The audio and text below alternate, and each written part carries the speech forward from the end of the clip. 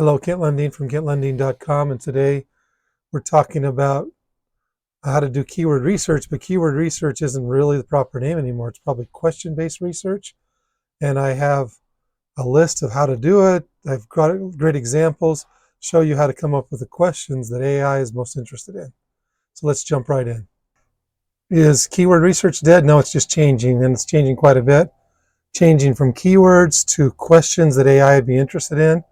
So I have an article or a post, a blog post that talks about this, and some things are very important on this. One thing you need to understand is things like you need to think about SEO in a way that aligns with the future, optimizing not just for traditional search engines, but for AI-driven search and retrieval systems. This falls right into GEO, so this is what we're doing right now. And let me just pump this out really quickly. Traditional keyword research is evolving. AI-driven search prioritizes questions over keywords. Learn how to optimize for AI-powered results and stay ahead in the new era of search. So let's go into it. What I want to do is step one is identify high-volume topics. This is the part that's most like old keyword research because we're going to do the same things, use the same tools, but we want to find volume, search volume that's appropriate for broad topics rather than specific long-tailed keywords. And let me just tell you how we do that.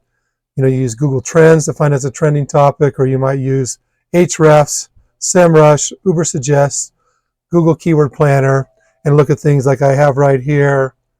I did this first for a much more narrow topic. Wasn't enough searches. It was for freshly milled grains, almost no searches. Then I went to sourdough recipes. Quite a few searches, plenty, so good. Then also something we might want to do is to find discussion topics or pain points is go to Reddit, Quora, Twitter, LinkedIn, or other niche forums. And there you can find out what the common questions are and what the experts are addressing, what's showing up more often. Actually, if you need to read a little bit more about each one of those, I have something that I call a postette, which kind of just expands on that, explains specifically for Reddit, Quora, Twitter, LinkedIn, and really explains, like, for instance, let's just take one of them, Quora. This is a platform where people post questions and experts answer them. You can look at the most commonly asked questions and the ones they answer. That would help you understand, oh, this is probably a pain point. So that's how that works. Let's go back to the actual top there, or the actual post. So we can also use YouTube Autosuggest or Google.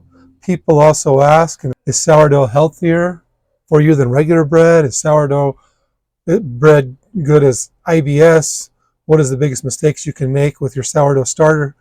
Those type of things. Those might be questions also, because AI says we look at those. So that's the first step.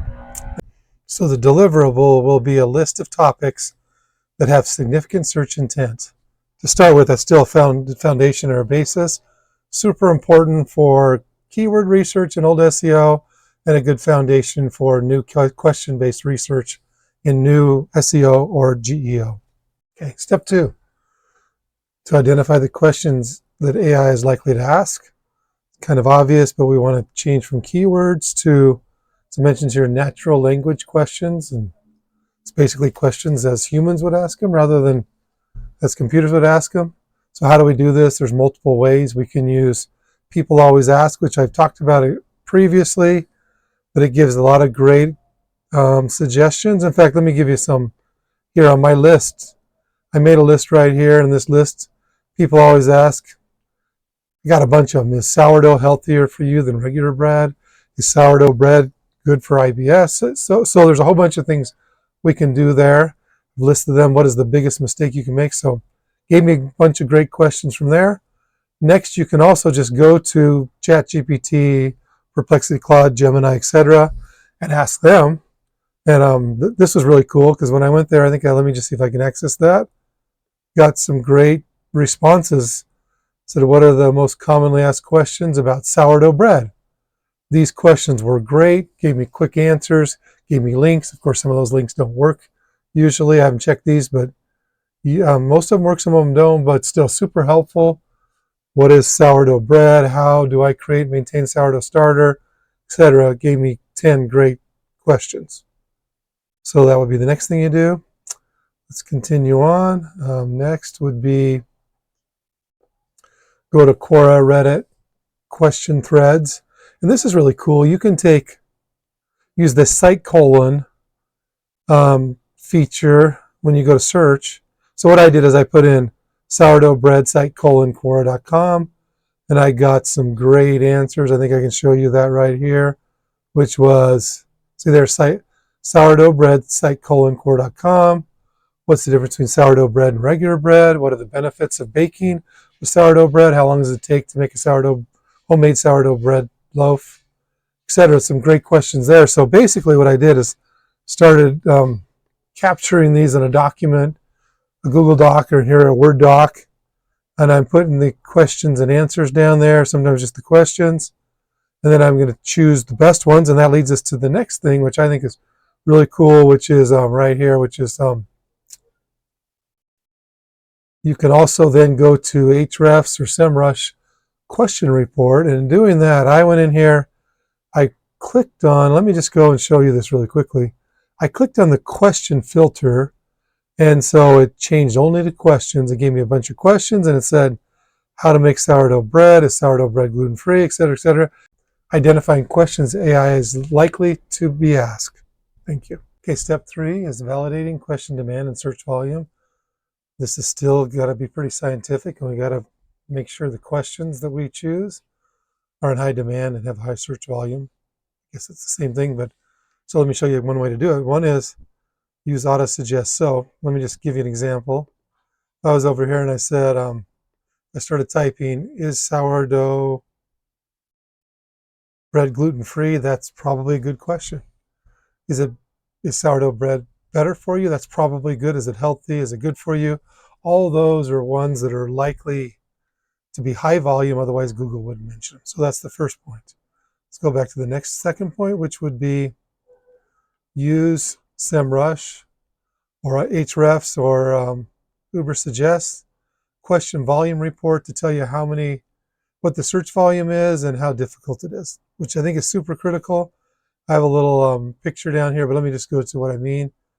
Right now, keyword difficulty 76. So this one's the highest search volume, how to make sourdough bread, but it's also got a higher keyword difficulty. If I was doing things on gluten-free, this would be a very good one, a little bit lower keyword difficulty. And you can see this would be very helpful. Higher volume, lower difficulty. Those are the things we're looking for. So those are some ways to test it. We could also use Keyword Planner. And this one's interesting down here. Compare it with AI chatbot responses. And if they have responses that aren't very good, but there's a lot of questions about it, that's probably a content gap that we should approach. So this is a great way. By the way, here's the deliverable. A refined list of high volume AI-friendly questions. That's our new keyword research. Now it's question-based research. We come up with a list of those questions that we want to create content around, and that content will be content that obviously AI is very interested in because it's AI-friendly questions. So that's the first step in doing this type of research, how it's changed in the future. If you like what the content I'm putting out, please like it by showing me by liking on YouTube, and also please subscribe, and that will help me to make more content that will be useful for you in the future. Thank you.